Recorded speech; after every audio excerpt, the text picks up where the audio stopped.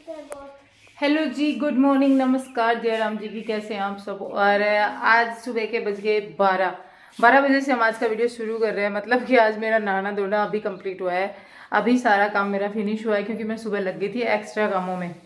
वैसे काम मेरा 9 बजे खत्म हो गया था, लेकिन 3 घंटे मैंने मशीन चलाई, स्टिचिंग की मैंने, ठीक है।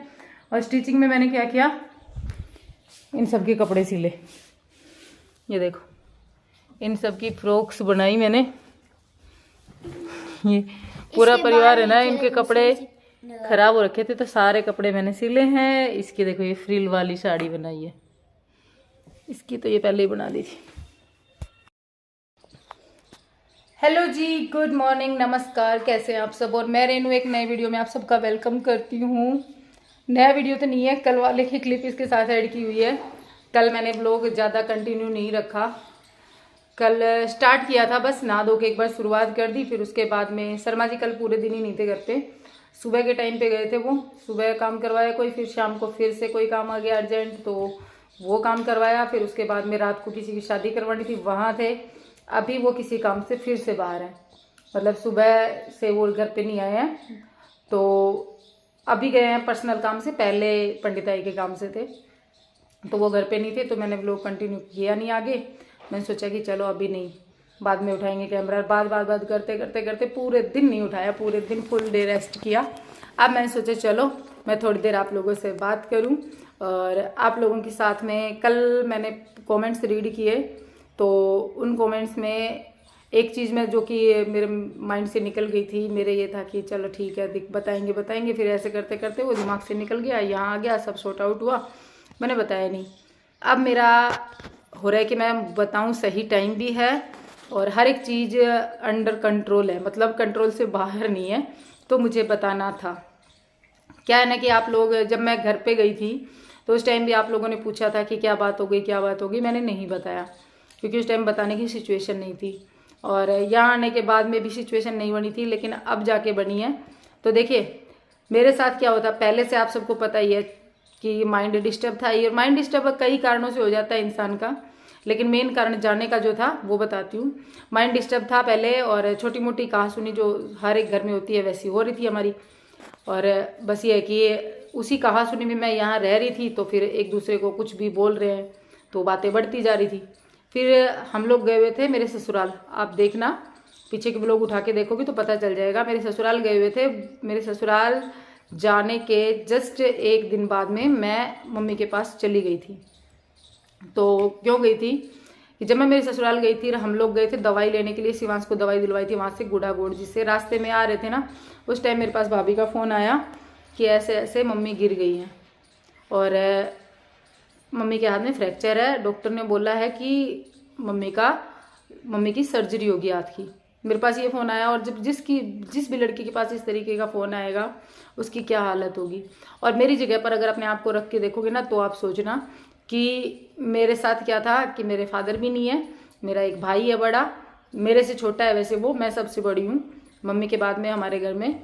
तो मैंने कहा चलो अब जो हो गया सो हो गया, उनको समझाया थोड़ा सा, वो होता ना कि मोटिवेट किया कि चलो कोई बात नहीं है, जो भी होगा करवा लेंगे। इतने में ही सुलट गया, वो भी बहुत है। इतने में ही मम्मी का हाथ में फ्रैक्चर है, सोचो और कहीं पे चोट लग जाती तो ज़्यादा परेशानी थी। ये सब चीज़ें सोच करके मैंने उनको सारी चीज़ें समझाई। मैंने कहा डरो मत, कोई दिक्कत नहीं है, डॉक्टर के पास पहुंच गए हो, डॉक्टर इलाज कर देगा और मैं आती हूँ। मैंने उनको ये बोल करके फ़ोन रख दिया था। फिर उसके बाद में यहाँ आए हम लोग, उस दिन मेरे ससुराल थे, फिर उसी दिन शाम को हम लोग मेरे ससुराल से निकले, यहाँ पहुँचे रात को। फिर मैंने इनको बोला कि मुझे वहाँ जाना है, तो जाहिर सी बात है एग्ज़ाम टाइम है बच्चों का, वैसे भी मतलब पीछे बहुत ज़्यादा लॉस हुआ है, तो इन्होंने बोला कि अभी तो बच्चों का लॉस हुआ है इतना, और एग्ज़ाम टाइम है, बिल्कुल भी जाना सही नहीं रहेगा, और तू 1-2 दिन के लिए भी नहीं जा रही, तू तो पूरे 1 महीने की बात कर रही है, तो महीने भर के लिए जाएगी तो सीधे एग्ज़ाम में आएगी और बच्चों का बहुत ज़्यादा नुकसान हो जाएगा, तो नहीं जाना अभी। मम्मी का काम वाली लगा लेंगे वो लोग और कुछ भी एडजस्ट कर लेंगे। तो यार बोले कि मिल के आ जाए 1-2 दिन के लिए। फिर उस टाइम पे माइंड ज़्यादा डिस्टर्ब हो जाता है, पहले से हम दोनों की बिगड़ी हुई थी, और ज़्यादा माइंड डिस्टर्ब हो गया। मैंने कहा कि देखो मैं तो जाऊँगी, चाहे बच्चों का फ्यूचर, शायद मेरी वर्डिंग गलत थी, क्योंकि मेरी मानसिक स्थिति उस टाइम पे सही नहीं थी, मेरे वर्ड्स गलत थे, मैं मानती हूँ यहाँ पे, मेरे वर्ड्स उस टाइम पर गलत थे। मैंने ज़ोर से, इन्होंने मना किया, मुझे गुस्सा आया, मैंने ज़ोर से बोला, मैंने कहा मैं जाऊंगी और आज ही जाऊंगी। इन्होंने कहा कि नहीं जाना, फिर इनको भी गुस्सा आ गया, तहस में थे ये भी, नहीं जाना, अगर इस घर में रहना है तो अभी नहीं जाना, मम्मी की तबीयत खराब है, मुझे भी मम्मी की टेंशन है, हम दोनों चलेंगे, मिल के आएंगे और काम वाली का बंदोबस्त करके आ जाएंगे, लेकिन काम वाली का बंदोबस्त 1-2 दिन में करके और फिर हम वापस यहाँ आएंगे, लेकिन अभी रुकना नहीं है। मैंने कहा देखो चाहे कुछ भी हो जाए मैं रुकने के लिए जाऊँगी। इन चीज़ों में हमारी बहस हुई और मैंने दोनों बच्चों को लिया और मैं चली गई। ठीक है, अब मैं वहाँ गई, उसके बाद में मैं, देखो आप में से बहुत सारे लोग मुझे गलत भी बताएंगे, लेकिन जिस माँ ने हमें पाल पोस कर इतना बड़ा किया, जिस माँ ने इतना स्ट्रगल किया, उस माँ के लिए ऐसे मौके पर जब उसका हाथ में फ्रैक्चर है और ऐसे मौके पर हम बच्चों की पढ़ाई छोड़, मतलब पढ़ाई का देखें कि हाँ बच्चों की पढ़ाई खराब होगी और हम रुक जाए, क्यों भाई? मुझे तो नहीं लगता ये सही है। हाँ, मेरे गुस्से के कारण ये समझते उस बात को, इन्होंने मेरा हमेशा साथ दिया है मेरे मायके वाली प्रॉब्लम्स में, लेकिन मैं ये चीज़ एहसान नहीं मानती। क्यों नहीं मानती? क्योंकि इनका फ़र्ज है। अगर मैंने यहाँ पर माँ बाप पाए हैं तो इन्होंने वहाँ पे माँ पाई है, इनकी भी माँ है। अब यहाँ मेरी मम्मी थी इसी जगह पर, अगर इनकी मम्मी होती वहाँ पर कोई नहीं होता। मेरी भाभी वर्किंग है, आप सबको पता है, जॉब करती हैं, गवर्नमेंट जॉब है और इतनी छुट्टियाँ ऐसे नहीं मिलती हैं। ठीक है, और बाकी घर में भाई हैं और कोई नहीं है। अगर इनके घर में भी सेम सिचुएशन होती कि कोई नहीं होता तो मैं जाती यहाँ पे भी, क्योंकि यहाँ पे भी माँ है मेरी। ठीक है, यहाँ पे भी मैं जाती और पहले भी गई हूँ। आप लोगों को शायद नहीं पता, लेकिन आज मैं आप लोगों की जानकारी के लिए बताऊँ कि शिवांश छोटा सा था, 6-7 महीने का रहा होगा, और हम लोग रुद्रपुर सेटल थे। यहाँ पे मम्मी की तबीयत ख़राब थी, मम्मी को दवाइयाँ लेते हुए 2 महीने हो गए थे और मम्मी की तबीयत ऐसी, मतलब हाथ पैरों में दर्द वाली नहीं थी, वोमिट वगैरह और खाट पकड़ लेना, इस तरीके से मम्मी की तबीयत ख़राब थी। मैंने उस टाइम भी झगड़ा करके मैं आई थी। कैसे आई थी? यहाँ पे मम्मी कौन सी थी? ससुराल वाली मम्मी थी। मैं झगड़ा करके आई थी, मैंने कहा कि मैं जा रही हूँ गाँव और मम्मी को लेकर आऊँगी। ये बोले मम्मी को लेकर कैसे आएगी? मतलब मैं देख रही थी कैमरा चालू तो है क्या। मम्मी को लेकर आएगी मतलब, मैंने कहा मम्मी को इसलिए लेकर आऊँगी क्योंकि मम्मी को लेकर के यहाँ पर इलाज करवाएंगे। तो उस टाइम फिर इन्होंने मम्मी से बात की कि मम्मी रेनू आ रही है लेने, मम्मी के साथ आ जाना। और उस टाइम हमारे घर पे छोड़ने वाला कोई नहीं था, सिचुएशन ऐसी बनी हुई थी।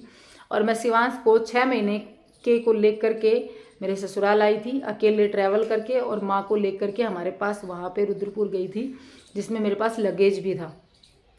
तो ये समझते हैं उस चीज़ को, लेकिन जिस दिन मुझे मायके जाना था उस दिन कंडीशन दूसरी हो गई थी, क्योंकि हम दोनों का झगड़ा हो रहा था और गुस्से गुस्से में मैंने भी बहुत कुछ कह दिया।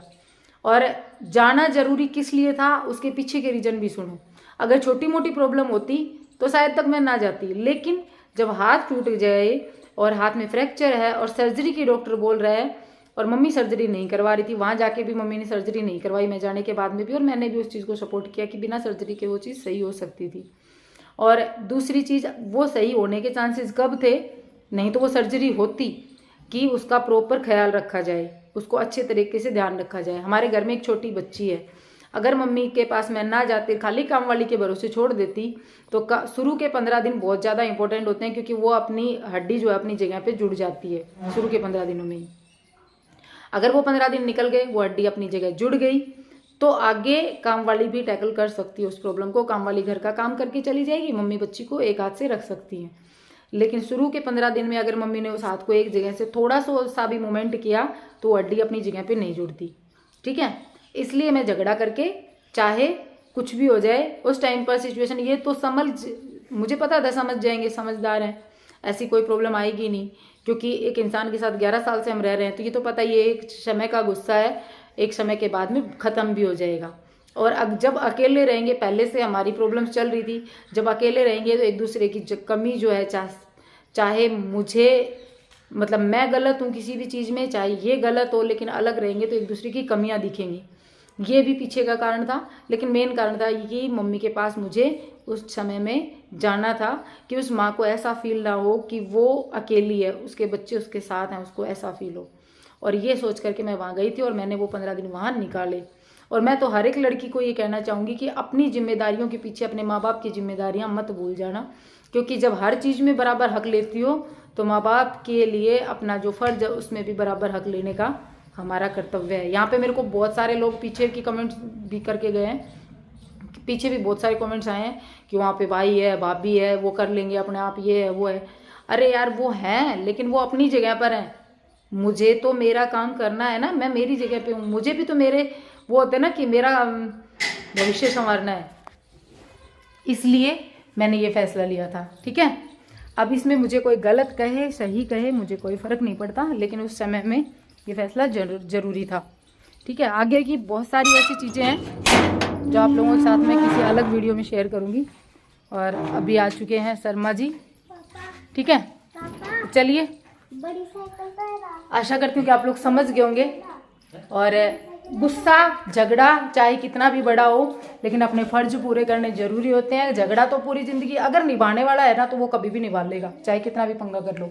और पंगा करने के बाद में अगर आप पूरी तरह झुक जाओ, पूरी तरह, तो वो अपने आप रिश्ता मजबूत अपने आप हो जाएगा, वो टूटेगा नहीं। ठीक है, तो चलिए फिर मिलूंगे एक नए व्लॉग के साथ में। Bye and take care, thanks for watching. जाते जाते वीडियो को लाइक एंड चैनल को सब्सक्राइब जरूर कीजिएगा। बाय।